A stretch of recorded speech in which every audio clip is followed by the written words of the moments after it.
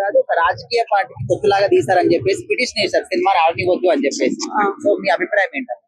దేశభక్తిది ఇప్పుడు చూసే ప్రజలంతా పిచ్చోళ్ళ.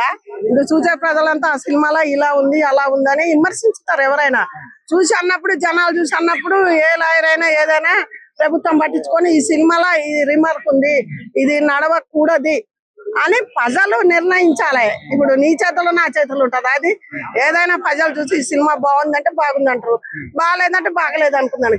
ఈయన ఒక్కడే పోయి కోర్టు కేసు దాన్ని ఆపెత్తే ఆగేది కాదు కదా. అది అన్నిటికి సంబంధించి చూసేటోళ్ళందరూ బాగుంది.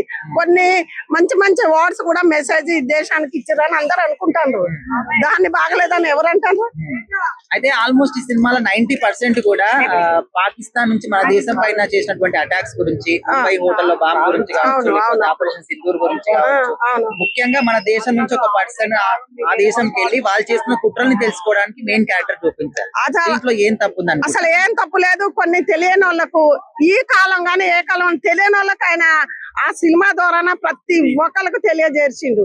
ఇంకా దాంట్లో అసలు తప్పు పడద్దు. సింధూరం అంటే అది అప్పుడు అతి ఘోరంగా జరిగింది. కొంతమందికి తెలియదు. పల్లెటూరు గ్రామాలలో కొంతమంది అసలు తెలియని వాళ్ళు కూడా ఉంటారు. ఇప్పుడు అందరు చదువుకుంటారు. అలాంటి మెసేజ్ ను కూడా ఈ దేశానికి ఆయన అందించిండు. మరి దాన్ని ఎందుకు ఆపేసినో తెలియదు. అది అన్నిటికి సంబంధించిందే, ఒక్క దానికోసం ఆయన తీయలేదు.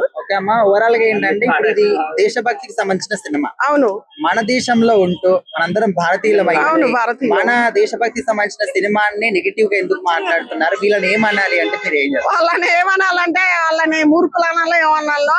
మనది ఇది భారతదేశం. మన భారతదేశంలో పుట్టిన బిడ్డకు ప్రతి ఒక్కళ్ళకు మాట్లాడే హక్కు ఉంటది.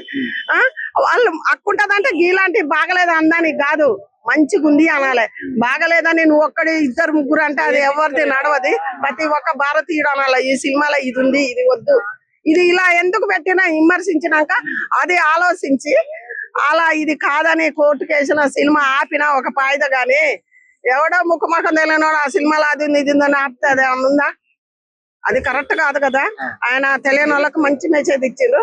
మంచి సినిమా ప్రతి ఒక్కళ్ళు చిన్నోళ్ళు పెద్దలు చూసి బాగుంది అంటారు. అలాంటి సినిమాని బాగలేదని అనడానికి ఎవరికి లేదు.